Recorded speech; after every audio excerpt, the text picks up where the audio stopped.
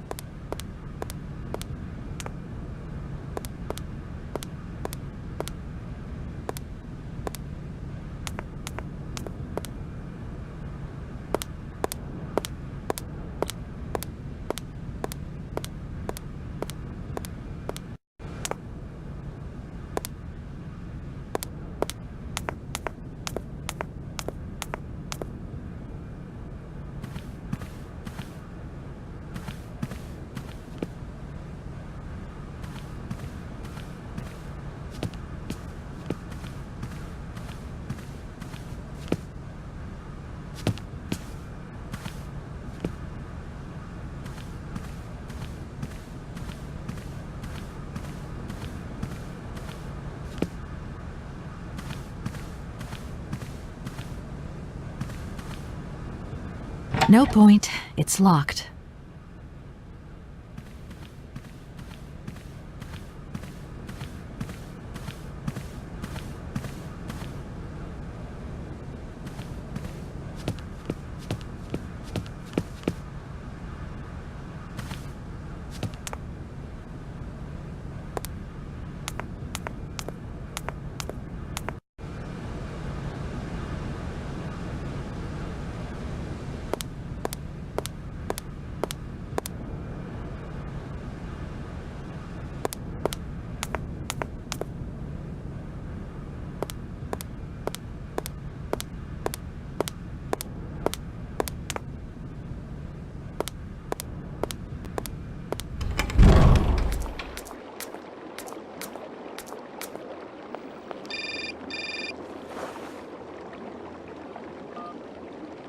Hello? So, you got him then, this air? Ah, it's you, Mr. Marson. Good day, and how are you, sir? I'll feel a whole lot better when this whole business is over and the sales contract is signed. Where the hell are you? I'm in Barkstadt. What? What in God's name are you doing there? It's a magnificent university town. It would appear Hans Vorarlberg once passed by here several years ago. So if he isn't there anymore, then there's no point hanging around. I hear what you're saying, sir, but I have good reason to believe that Hans Vorarlberg is still alive. For the time being, I'm trying to gather extra information from people who have known him. What's your next destination? I'm not exactly sure yet. Doesn't sound like you know too much, Kate. I just need a bit of time, Mr. Marson. Yeah, well, time is what you ain't got. Keep me posted.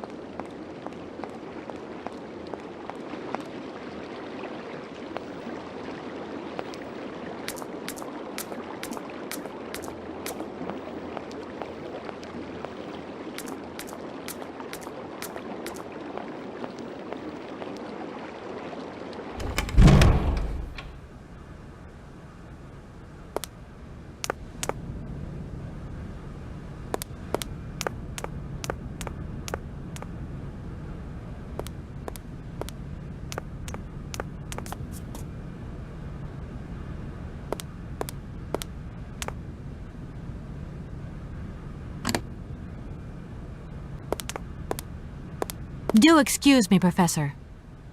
Professor, sorry to disturb you again. Professor, I have brought you something that should be of interest to you. Look. What have you got there, then? Let's see.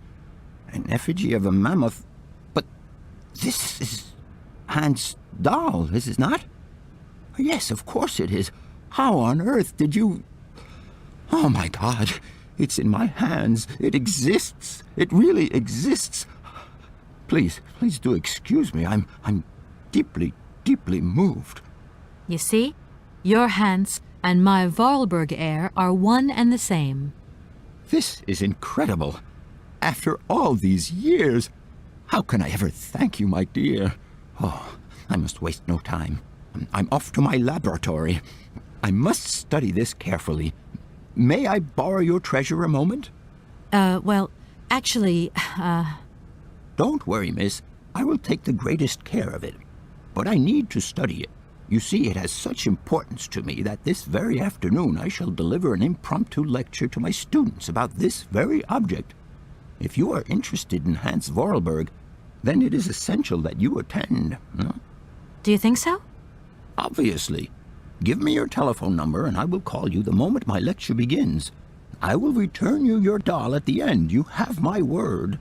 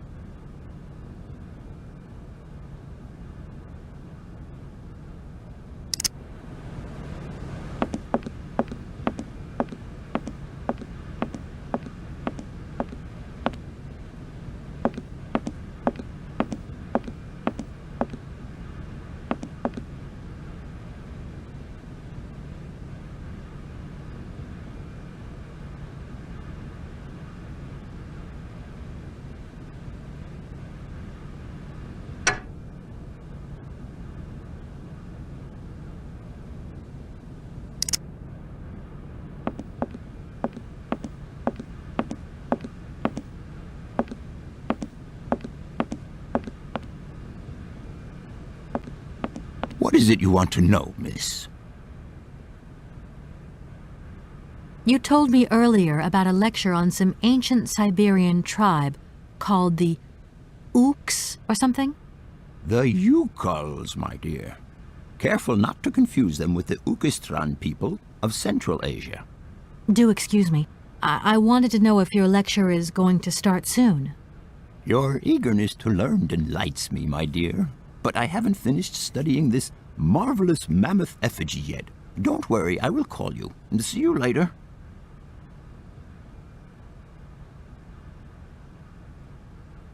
What would you say about seeing Hans Vorarlberg again? After all, you could come with me and help me find him. Young lady, you are very kind. I'm far too old for such escapades. I'll leave you in peace. I hope I haven't disturbed you too much. Sorry? No, not at all, my dear child.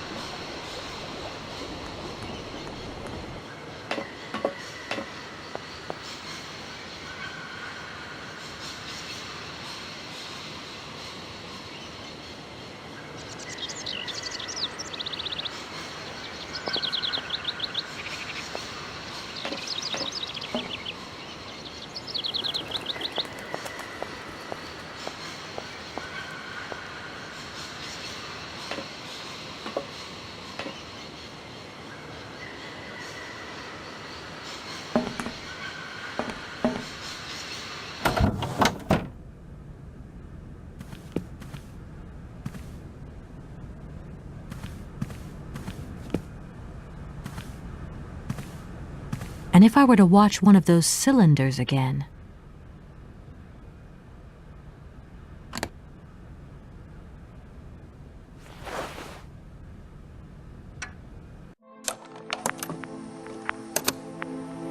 Hans, I have some very sad news. Our father is dead. He passed away peacefully last Sunday in his sleep. I feel so lonely now. Father had been but a shadow of himself since your departure. I had to take care of everything for him. Housework, factory paperwork, the workforce, clients, everything. And now, today, well, I really don't know who or what I'm fighting for. Times are so hard, and this terrible war is destroying everything. Nobody cares for our automatons anymore. I just think about you returning. And when you do return, I will have turned this factory into a palace worthy of your genius. Please take care of yourself. I love you so much, Anna.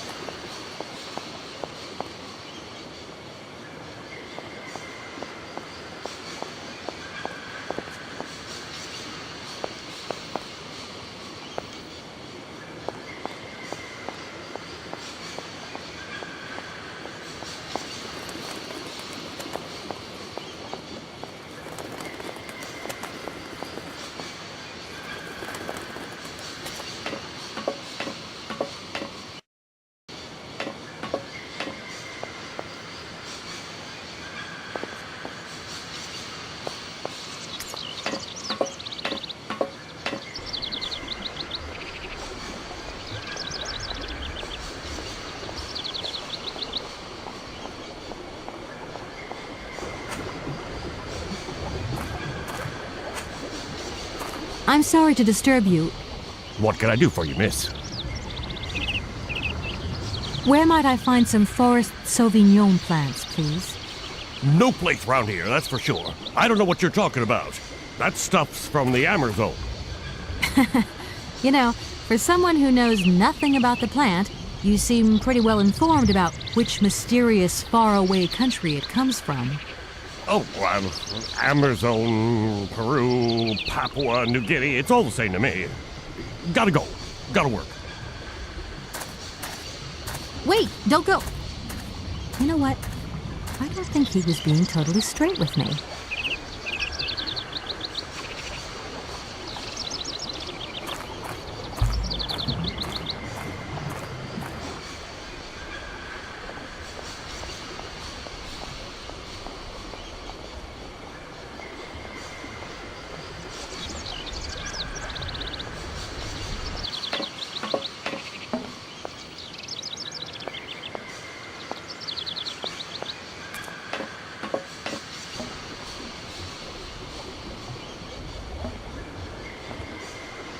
Excuse me, Station Master, but I need you again. Can't you see I am very, very busy? No. Well, I am. Very busy indeed. But, okay, I think I can give you a minute of my time. I'm looking for a kind of little juicy berry. You don't know where I could find some? Look, lady, the station doesn't have any Sauvignon berries, not even Forest Sauvignon. Funny you should mention it. That's exactly what I was looking for. Forest Sauvignon. Sauvignon, raspberries, red currants, they're all the same to me. And we don't grow none of them here. But you see, I have just read a very interesting book which says that the rare Sauvignon berry is actually cultivated here, in the famous Barokstadt University aviary itself. Well, if it's in a book, then don't believe everything you read, miss. I don't know why, but I don't think you're telling me the truth. What do you mean? I don't know. How should I know where to find your stupid grape? Go ask your professor, what's his name, Pons, the paleontologist. But you're the master of this station, so you should know better than anyone. Nobody tells me anything. I don't know. Go see the old guy with the fossils. I won't disturb you any longer, Mr. Station Master. Welcome to Barokstadt, miss.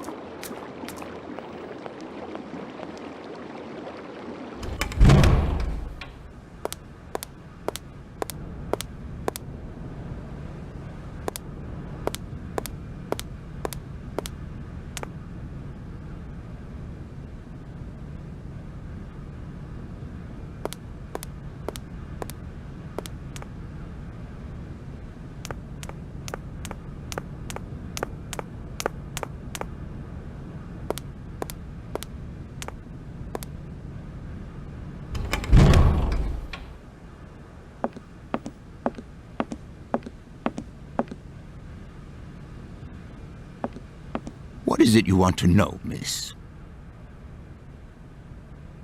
You wouldn't know where the Forest Sauvignon plants are kept in Barokstadt, would you? Why do you think there are Sauvignon plants here? I read about it in a book at the library. Try going to see the station master. If such a shrub exists, he will have a better idea than anyone. It's actually he who sent me to you. I thought it a little strange, but he definitely said ask the paleontologist. You're the only one here, aren't you? Yes indeed. What a strange way to behave. Well, I think he must have made a mistake, that's all. Nobody tells me anything here. Maybe you should ask the rectors. After all, they are in charge of the university. All right, thanks. I'll leave you in peace. I hope I haven't disturbed you too much. Sorry? No, not at all, my dear child.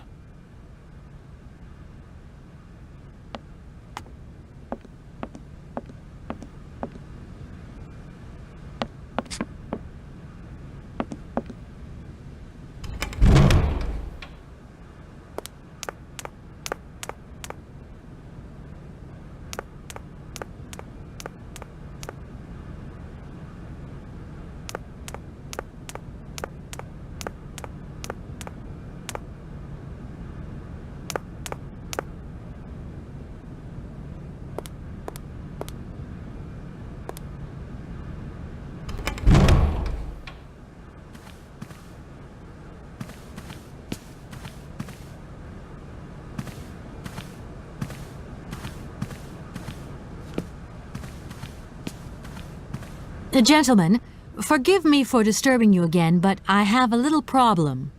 A little problem, a little problem. Everyone has little problems now, you know. They are kept to oneself, and they don't stop the world from turning. Nor trains from leaving stations. Are you sure there are no Amazon Sauvignon plants in Barockstadt? Because I have just interviewed the station master and the paleontologist, and what they said really didn't convince me that there wasn't any here. We are quite definite on this point. There are no Sauvignon plants growing in Barockstadt. You see, miss, the Amazon Forest Sauvignon is a rare shrub that requires very special conditions for growth. That's right. Conditions that are very hard to reproduce, believe you me. Difficult, but not impossible. Fortunately, our garden has proved very successful. Your garden? So, there is a garden in Barockstadt? Oh, the garden. Well, if there was one, it would be only a little garden hidden behind the station. But our station master would be very proud of it.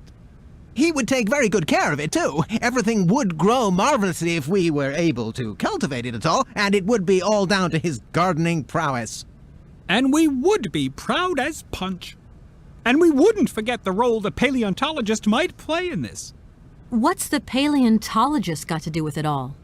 Without him and without his laboratory, how would we make the wine, do you think? And it would be good wine indeed, my dear colleagues, would it not? Oh, yes, a delightful balm to soothe away our long hours of toil and our heavy responsibilities. We would wait impatiently every year for the arrival of the year's produce. So, if I have understood you correctly, there are indeed Sauvignon plants in Barockstadt. They are cultivated in a garden behind the station, then turned into wine by the paleontologist's loving care, and finally, the pleasure of tasting is yours. If I'm not very much mistaken, gentlemen, you have a minor racket operating here.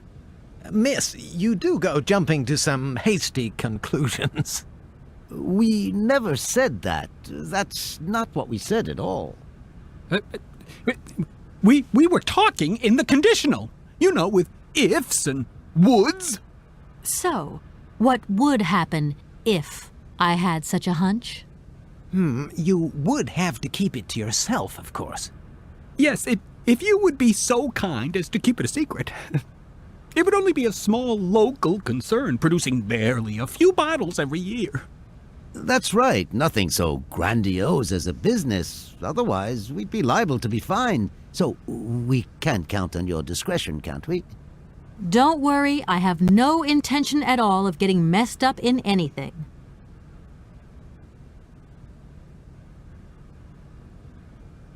Here we are, busy chatting, and look at the clock. It's tea time. Already? My word, doesn't time fly by? Thank you for a charming visit, miss. And thank you, gentlemen.